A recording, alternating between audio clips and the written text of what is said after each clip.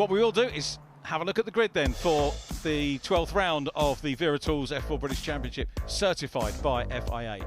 Henry Josselin on pole. This is the fastest off the front race, remember. Salim Hanna, newcomer to the championship, is next to him. Martin Molnar and Fionn McLaughlin, first and second in the championship, sharing row 2. Then it's Ethan Jeff Hall, and Ella Lloyd qualified well yesterday. She's on row 3 from August Raber and Adam Alazari. Jimmy Pazik and Leo Robinson on the 5th row. Behind them, Thomas Behrman, who got a podium yesterday, his first outright podium in the championship. Chase Fernandez, who led yesterday's race early on row 6. Theo Palmer and Tommy Harfield on the 7th row. They're followed by Rowan Campbell-Pilling and Yu Hao Fu, Cole Hewitson and Joel Bergstrom on row 9. The 10th row, a newcomer, welcome to Fortec, Ari Bansal. Then it's Henry Mercier, Tom Ingram-Hill, another newcomer, ex-Ginetta junior racer. He's at Fortec too. Alba Larson for Chris Dittman Racing is ahead of Charlie Edge and Xavier Avramidez. So that's our grid. Wonderful to have 3 newcomers in the mix, and nice for Henry Josselin. Virtuosi and Fortec going from being single car teams this weekend to more than one. You can't really say multiple. Virtuosi have got 2 drivers and Fortec have got 3. Henry Josselin maybe hasn't got 2 as speedy pacemen with him. We've got a gap on the grid, Phil, you're pointing out. I'm not sure who that is. We'll try and work that out for you as we get ready for the start of 20 minutes of F4 action. Oh, he's done it again. He's done it again, hasn't he? Yeah, and the 2 Virtuosi cars. It's Hanna that goes through. McLaughlin's going around the outside in the Red Bull car as well. But Henry Josselin will be frustrated with that one. He'll be certainly practicing the starts tomorrow at Silverstone, as Phil mentioned. But now he might be able to fight back, and he looks down the inside there, 3 wide. He's into well. Campbell. He has done well to try and come back. But it's Hanna leading from Fionn McLaughlin next up, then Henry Josselin in 3rd. Yes, exactly. Josselin made a great move because he was down to about 6th place if you looked at him before he went into the complex. But he managed to outbrake them going into the inside and get into 3rd place. But McLaughlin up to 2nd. Great start from him. And now you've also got Molnose all over the back of Josselin. Yeah, the one we've got to look at championship points-wise, and it could go any way over the next few rounds, particularly with the likes of Jimmy Pazik, who had a bit of a mare yesterday. He's down in 9th place at the moment. He's up on the points, but McLaughlin and Molnar are the 2 leading point scorers at the moment, and that was a good move by McLaughlin getting up into P2. Challenging for P1, this is shades of Sandy Mitchell, isn't it? 10 years ago, where do you remember he rocket ship past? Oh, he's done it! He's got it, yep, he's Round through. the outside, Look at that. outbraked him, he's managed to collect it all up. Hannah's got was the a run. move. I think Hanna will get the run and get back into the lead there, but a great move for McLaughlin round the outside. Yes, I'm right, he has got the back into the lead, but McLaughlin really showing his intent there. Now, although our viewers in the UK won't have seen Salim Hanna before, as I mentioned, he has been a front runner in Italian F4, and this is great for him to come over and ply his trade and work out, you know, the ins and different teams, of course, racing in the UK. He races for Prema in the Italians, one of the leading teams overseas, and running well. But really good for our lads as well to get the chance to race. We watched Chase Fernandez going side by side with Cole Hewitson, His teammate. Yep. So teammates running side by side, so now coming into Goodwood. Now Fernandez is on the outside as you've got another Fortec car, and JHR car running very wide as they go through Goodwood on all the marbles. So Fernandez lost out to his teammate there, but he's now back in the slipstream, ready for Church. He's going to send it down the inside of Church, all over the inside curve, and I think he's made that one stick, and he's going to have the inside now. Let's see if Bergstrom is, I think that's Bergstrom further back that's now trying to push him along down the straight. As you can see, we've got the Argenti cars of Ethan, Jeff Hall and Raber now battling for, I think, 5th and 6th. No, 6th and 7th. 6th and 7th, yeah, with Ella Lloyd down behind in the McLaren livery, and yeah, Chase Fernandez still getting stuck in. Chase has lost another place there, unfortunately. Let's have a replay. Let's see again as we went. Oh, big off there for... that's Harfield, isn't it? I think it is, yeah, 21 Tommy Harfield. Didn't quite make the barrier. No, he didn't, luckily, because it goes uphill there, so really good effort of Thruxton, just putting that nice banked run-off area so you don't quite have as much momentum to hit the barrier there. So, yeah, that's what saved him there, and I'm pleased that he's back in the race, but not a nice place to go off going into Church. Very definitely not. Definitely the case. That is Charlie Edge, his teammate, just chasing the... Mercier. Henry Mercier, yeah, in the 13 car. Meanwhile, Ella Lloyd getting stuck in. So Ella Lloyd and Jimmy Pezik, the two Rodin teammates, side by side. Ella in the black and orange, and Jimmy P makes the move, goes through on the inside, flick away from that to go back to the Argenti battle. Yeah, so we've got Raber in front now, so he's going to lead his teammate Ethan Jeff Hall as they're coming into the final chicane. But Ethan Jeff Hall trying to go on the outside, doesn't look like he's got the same momentum as McLaughlin did on lap 1. Great to see Ethan Jeff Hall running well here. Ella Lloyd and Jimmy Pezik having a good run. No team orders between those. Ella running in the limited campaign challenge series because she's doubling up with the F1 Academy for this year, as is Oba Larson, who's racing a little bit further back. But again, you know, every race has thrown up a little bit of a surprise over the course of this season for me, Phil. Yeah, absolutely. It's pretty amazing to see so many teams, so many drivers all getting results. It's so competitive this year. And like I was going to say earlier, with the Red Bull driver of McLaughlin, and then the McLaren young driver of Ella Lloyd, and the Mercedes young driver of Ethan Jeff Hall, it just shows how these Formula One teams, with the McLaren one driving around the outside of Pezik. She's had a big slide there. She's trying to change direction too quickly at too high a speed, so she's just had a bit of lost loads of momentum. She is going to be under attack from the guys behind now. Ella's been a fascinating driver to watch because came into... The Red Bull car's slowing, so McLaughlin has got a problem. Yeah, Phil McLaughlin, losing time hand over fist, so back to the Argenti battle. Meanwhile, it's going to be a potential virtuosi 1-2 out front, so Martin Molnar will want to grab a second win. Salim Hanna will want a British win as well. It's job to know where to look. Let's see what happened. Did he? Oh, he's run wide. He didn't have a problem. He's just lost all his momentum because he's bounced over the grass. It's so rough out there, as we can see what we saw earlier with Ella Lloyd just losing momentum from her teammate Pezik, as we've got Fortec and Excel car running side by side through turn 1. We have, some cracking racing going on. Henry Jocelyn for Fortec in third place. Salim Hanna. Oh, we've got someone in the wall with front wing damage there. I think that's Joel Bergstrom. And Thomas Behrman. Oh, no, as you can see, his rear wing's gone as well. So let's see what happened here. A little bit of contact. Yes, just bounced over the curb, taking out Fernandez. Oh, wow, big shot there. Chase Fernandez involved as well. That's the one we didn't see, but there is Joel Bergstrom. He's had some rotten luck this year, Joel. He's a quick young lad, comes from Sweden, second generation racer. Dad raced in rallycross back in the day. Thomas Behrman, younger brother of Oliver, of course, in F1. Good news is that car is mobile, and thanks again, big shout out to the marshals doing a super job getting everybody back to safety as quickly as possible. I'm not sure whether they're going to be able to get him into the pits, so he's going to have to do another lap to get around and see if they can maybe change that rear wing. I'm sure there's more damage than just a rear wing there, because it was a car going over the top of him. But yes, I think that was between Behrman and Fernandez, and unfortunately Bergstrom got caught up in it completely by mistake. As you can see them now all coming through the final chicane nice and slowly because we have the safety car. Yeah, but it will just give the opportunity to see if the situation can be rectified without stopping the race. That's the key thing. So we'll have another look here. As you can see, Behrman and Fernandez running side by side. There's already a bit of a lock-up.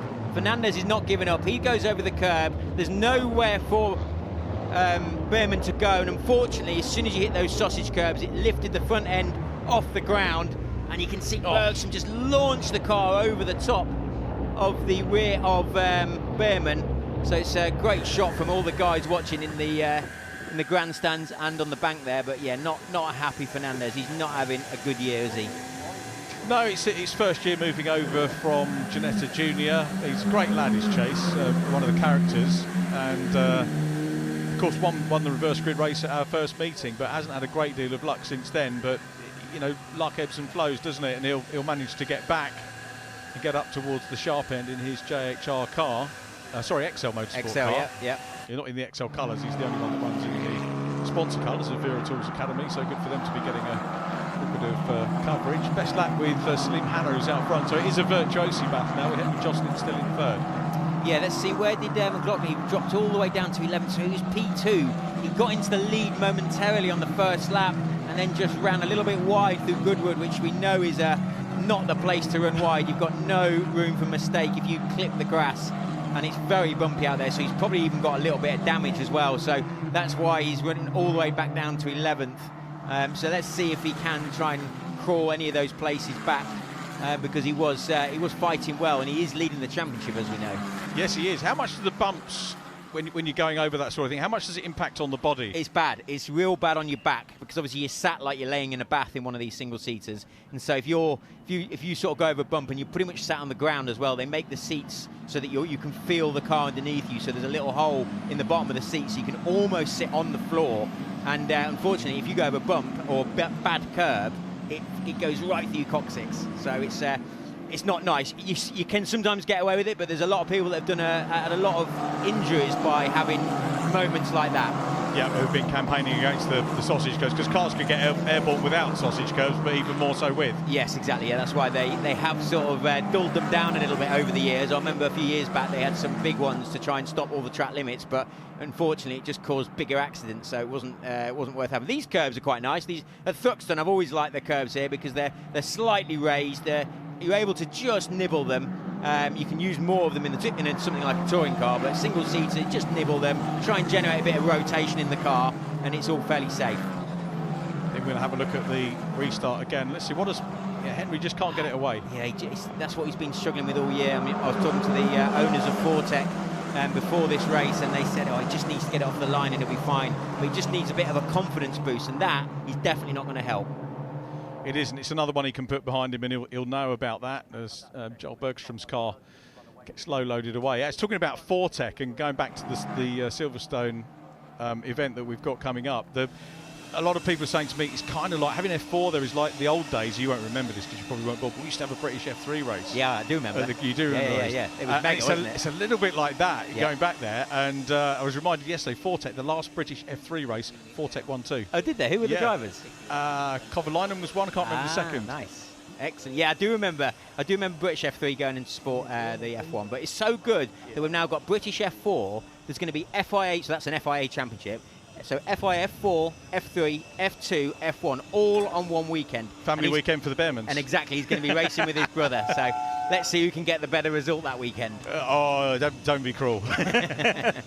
At this rate, it's definitely the younger brother who's having a better year than the older one, who's struggling a little bit with the car. It is F1. A different kettle of fish. Oh my God, yeah. He's such a good driver. He showed how good he was in the Ferrari in Saudi last year. So that interesting shot here. Sorry to cut across, Phil, but we've got new spectator facilities this weekend at Thruxton. So on the run up to Woodham Hill into the chicane, that wasn't there last year. Thruxton again, part of massive development. BARC and the circuit owner here doing a super job of, I mean, where else in the UK do you get a circuit opening up new spectator areas? Exactly, It's fantastic, isn't it? Superb, and you only really get that at Silverstone for the British Grand Prix, where they open up more hospitality, more areas to watch. But this place always attracts so many people, all the way around through Turn 1, all the way through Turn 2. You can see behind there, Turn 3, you can see the whole chicane complex with the banks absolutely full of people every year, and it's absolutely fantastic to see, and it's great to get some good weather today, because yesterday it was miserable, wasn't it?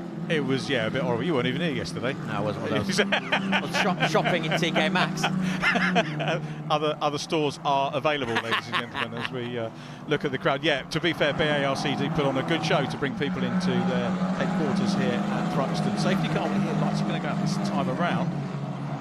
So we will resume racing very shortly with Salim Hanna, Martin Molnar, 1-2 Virtuosi. Then it is Fortec with Henry Jocelyn.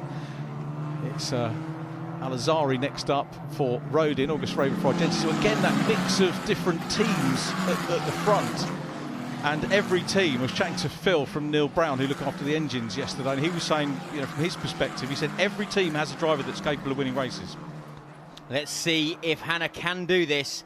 He's backed them all up. He's going real steady through the chicane. He's lining it up, and he's about to go. Let's see if Virtuosi can keep this 1-2. They really do deserve this. After a hard few years, they're now running first and second at Thruxton. You've got a Fortec car of Jocelyn behind, a Rodin car of Al-Azhari behind him, and then you've got a couple of Argenti cars. Yeah, absolutely spot on. What a great shot that was as the cars came through the chicane. And it's Hanna that did a good start. It's messed things up a little bit for Molnar because he's got drivers right behind him. He's got Henry Jocelyn right behind him. And Henry here won't have the pressure of the standing start. The restart from behind the safety car, much better for him because he can focus now on the cars in front and maybe have a little bit of a battle. Who's done well? Pazik has come up into 7th place. Jimmy Pazik who qualified. Okay, he was 9th, so he's made up 2 places, not as many as I thought he had done. Ella Lloyd down to 8th, Campbell Pilling in 9th. Rowan Campbell Pilling's done well because he qualified down in 15th. A mare in qualifying for him, but doing better in the race. Yeah, he's moved all the way to 9th, like you said. He did have a big moment, which is why he's dropped off the back of Ella Lloyd and he's under pressure from Hewitson. So, yeah, that's why there's a bit of a gap, because we can see a big lock up there from both the Rodin and the Argenti car. Oh, they've nearly collided. The Rodin car, Pisic, has managed to get away with that. He's got to try and slot in now, the place that he was before. Ella Lloyd's having none of that, and she's going for her own position as well. So Ella Lloyd busy challenging Ethan Jeff Hall for position. She's gone through, so Ella Lloyd passes Ethan Jeff Hall. Great move for her. Will now set about trying to catch former championship leader August Raber, but we'll have pressure from Ethan behind, so the 2 F1 juniors together. Yeah, exactly, and you can see another one in the Red Bull colours that's behind, who's got a good run now on the XL car, Hewitson. So he's back in the mix now. That battle there between Jeff Hall and Ella Lloyd has actually really helped McLaughlin get back into the mix. As we can see now, the 2 Virtuosi cars, I feel like they should just work together for a little bit longer, because we've got Jocelyn who's catching up again. Let's see what happened here. We've got Raber, who then tried to defend from the pair of them, locked up. Luckily, Pisic also locked up, because I think there would have been contact if he hadn't. And then he's just got to try and slot in the right place there. And yeah, and then we've got obviously Ella Lloyd, who's battling away with Ethan Jeff Hall. But now look, Jocelyn right around the outside. Oh, look at that! Move. Henry Jocelyn. That's now, you say about confidence on the starts. He needs to be a racer, and he's done that, but he's left the gap on the inside for Martin Molnar to come through second in the championship. Goes back through, but I tell you what, that was a wonderful piece of racing by Henry Jocelyn and Martin Molnar. They're still side by side. No, they're not. Molnar gets the position back. Great news for Hannah, but no, the door's open, and through on the inside goes Jocelyn again. Are they going to hang on to it? It's all about the complex here. Surely he's got the move complete now. Yeah, Molnar has been very kind, both at the chicane when he went around the outside, but also then going down the inside. He's obviously not as confident as Jocelyn on the brakes, but this is bringing Al-Azhari into this mix, because they've let the leader get away now. Hannah's down the road.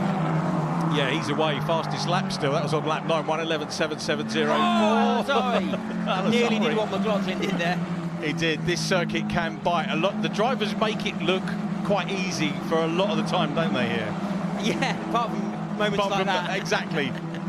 Yeah, they're scary moments, trust me. You do not want to be running. The other shout out I want to give is the driver behind McLaughlin, behind that. We'll come back to that in a minute. As we watch here, this is the pass and repass. Yeah, we're back with them again. So now Jocelyn back in 3rd place. So Molnar is back in 2nd. So Molnar managed to get back, probably using the slipstream before they even got to their final chicane. So now these two just need to get their head down. They've got no one behind now, because Al-Azhari's run wide, and just try and catch the leader. Otherwise, they're just battling for 2nd here. They are. The other shout-out we've got to really do, I was going to say, is Colt Hewitson, who's in 11th place. So the young South African having one of his, really getting to grips with the car now, which is what you want to do in your rookie season. But Ella Lloyd having a very good run in 6th place at the moment. And I was beginning to make the point earlier on, when she came into Janetta Racing, hadn't got the background in karts or anything else, but other sports, equestrian sports, or a bit of skiing as well. Yeah.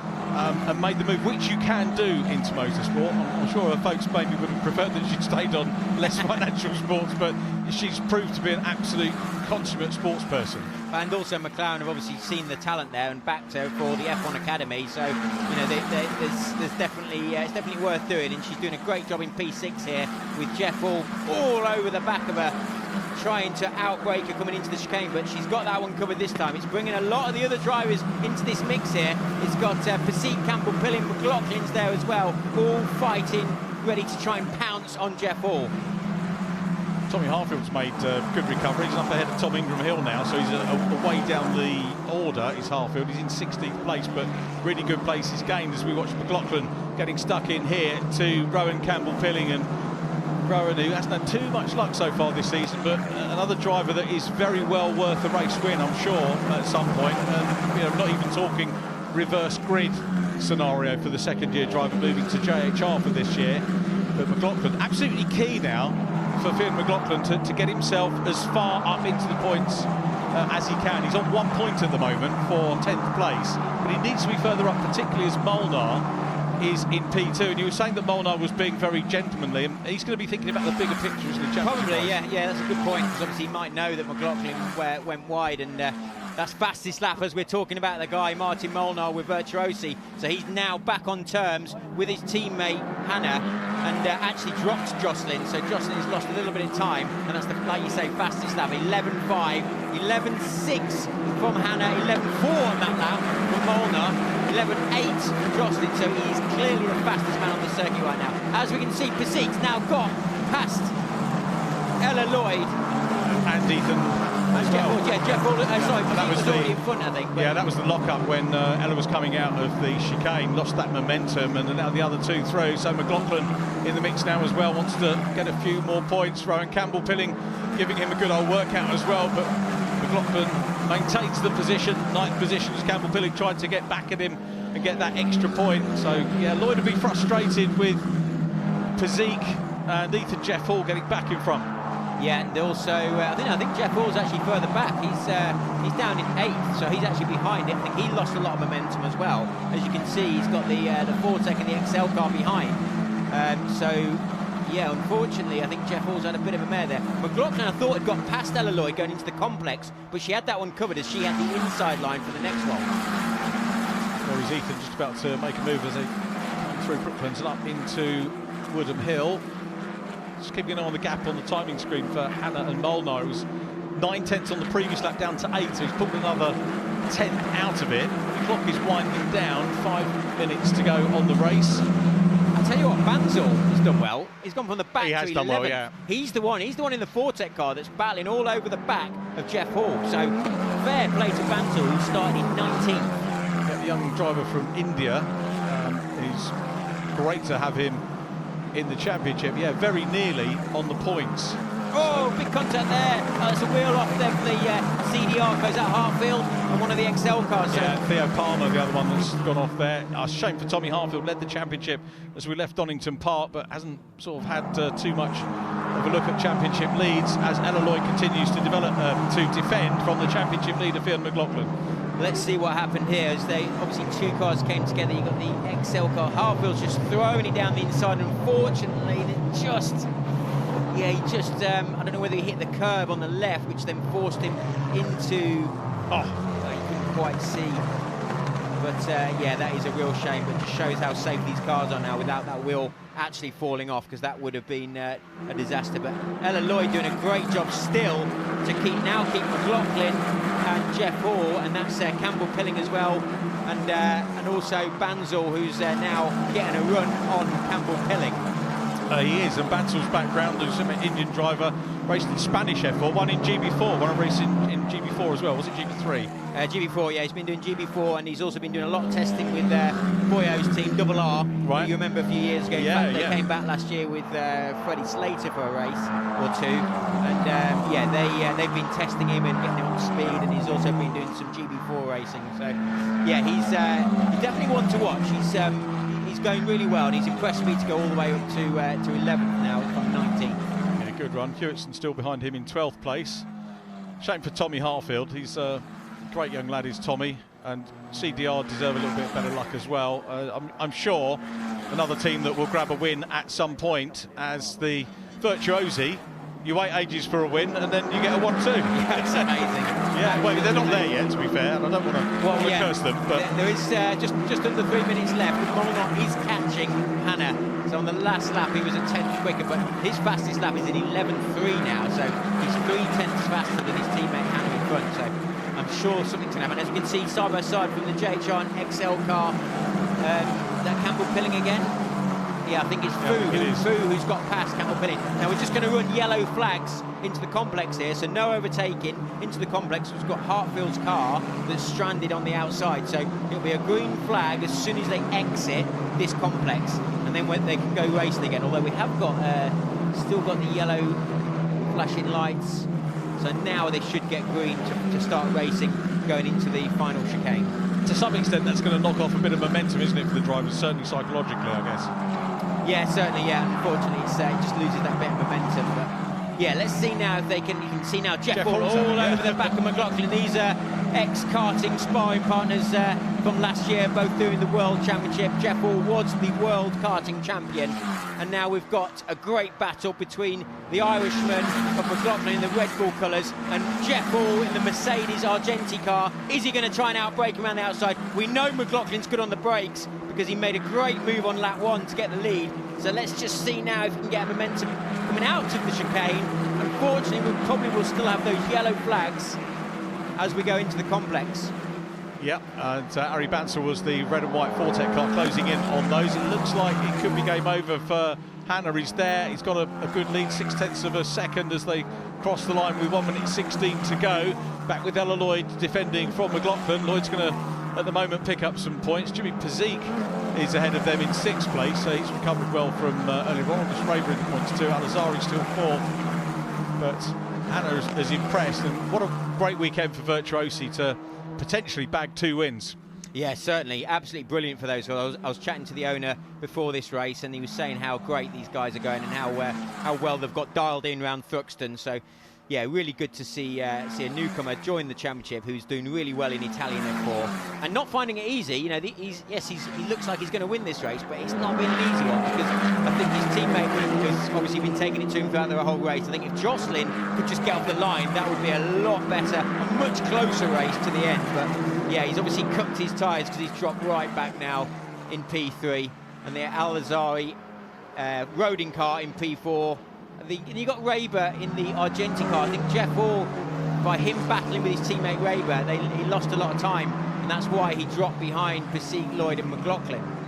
Yeah, squabbling can take it out of the race momentum, can't it? But you've got to do that to get in the position anyway to move up. As we go back to our race leaders, and Salim Hanna, we mentioned that racing in Italian F1, but Colombian by birth, and only 15 years of age, the Colombian. Martin Molnar, who was with us last year, the reigning rookie champion, has converted that experience very well into this season. He's going to be happy with P2 because he knows that Salim Hanna is not going to interfere with the overall championship, right? Apart from the fact there's a few extra points if he can win. I'm just looking out the window of the commentary box and I can see all the Virtuosi guys running over to the pit wall, ready to celebrate this absolutely awesome 1-2 for the team.